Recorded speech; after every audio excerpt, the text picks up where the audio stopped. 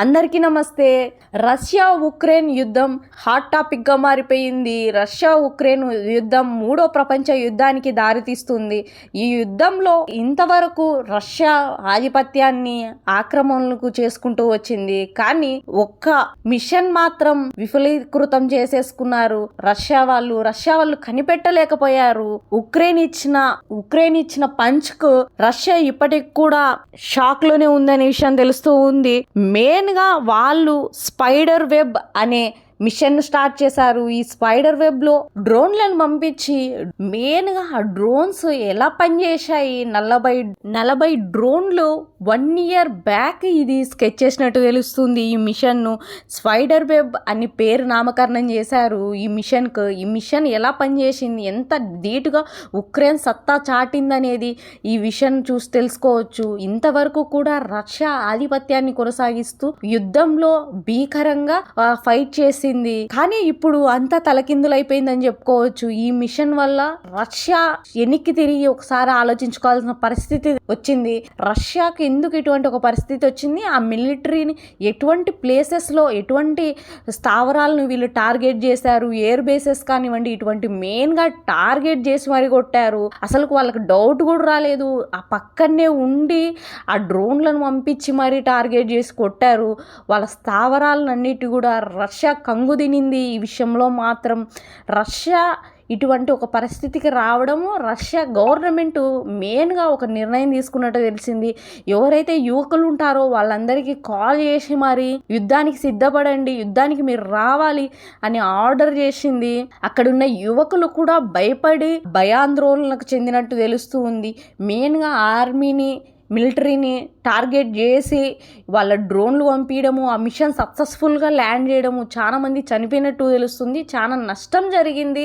మెయిన్గా రష్యాకు $7 బిలియన్ నష్టపోయినట్టు తెలుస్తూ ఉంది. ఈ నష్టాన్ని ఎట్లా కాంపెన్సేషన్ చేస్తాడు పుతిన్ నెక్స్ట్ తీసుకునే డిసిషన్ ఎలా ఉంటుంది?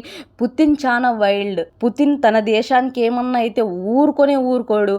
అటువంటి పుతిన్ నెక్స్ట్ స్టెప్ ఏంటి, ఎటువంటి స్టెప్ తీసుకోబోతున్నాడు ఆల్రెడీ మనకు తెలుస్తూ ఉంది. ట్రంప్తో కాల్ మాట్లాడాడు, కొన్ని నిర్ణయాలు తీసుకున్నాడు అనే విషయం తెలుస్తూ ఉంది. ఆ నిర్ణయాలు ఏంటి, ఎటువంటి ఒక చర్యలకు రేపు పొద్దున వెళ్తాడు. ఆల్రెడీ థర్డ్ వరల్డ్ వార్కు సిగ్నల్ ఇచ్చినట్టు తెలుస్తూ ఉంది. ట్రంప్ చేసిన కాల్లో పుతిన్ గారు ఇలా అన్నారంట, మేము వాళ్లకు ఖచ్చితంగా ధీటైన సమాధానం ఇచ్చే తీరుతాము, మేము వదిలిపెట్టబోము ఉక్రెయిన్ అనే విషయాన్ని వెల్లడి చేశారు. ఇప్పుడే అందిన సమాచారం ప్రకారంగా అయితే రష్యా తీసుకోబోయే నిర్ణయాలు, ఎవరు ఈ డ్రోన్లు తయారు చేశారు, ఎవరు వాళ్ళకి సప్లై చేశారు, దీని వెనక ఎవరెవరు ఉన్నారు, వాళ్ళను కొట్టబోతున్నట్లు తెలుస్తుంది. వారిపైన న్యూక్లియర్ బాంబ్స్ పడవచ్చు.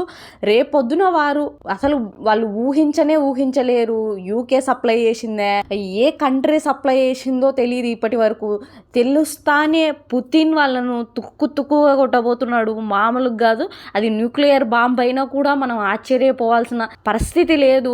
యుఎస్ కానివ్వండి, అన్ని దేశాలు కూడా వణుకుతున్నాయి. ఇప్పుడు పుతిన్ తీసుకోబోయే నిర్ణయం ఏమిటి, ఆయన తీసుకోబోయే నిర్ణయాల వల్ల రేపు థర్డ్ వరల్డ్ వార్ ఖచ్చితంగా రాబోతుంది అనే క్లియర్ డిక్లరేషన్ పుతిన్ ఇచ్చినట్లు తెలుస్తూ ఉంది. మీరు నా ఛానల్ చూస్తున్నారా? ఖచ్చితంగా లైక్ చేసుకోండి. మంచి న్యూస్ నేను అందిస్తాను.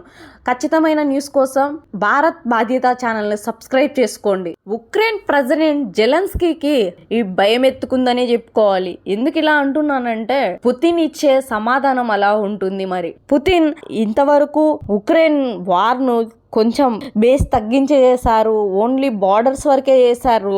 ఇప్పుడు బార్డర్స్ క్రాస్ కాబోతున్నారు.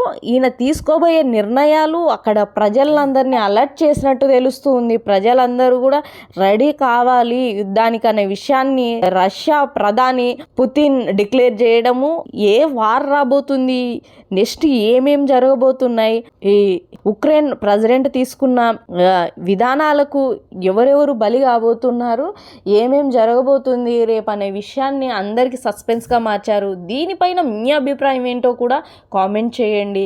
నా ఛానల్ ఖచ్చితంగా సబ్స్క్రైబ్ చేసుకోండి. మంచి న్యూస్ను, ఖచ్చితమైన న్యూస్ను మీకు అందిస్తాను. ధన్యవాదాలు.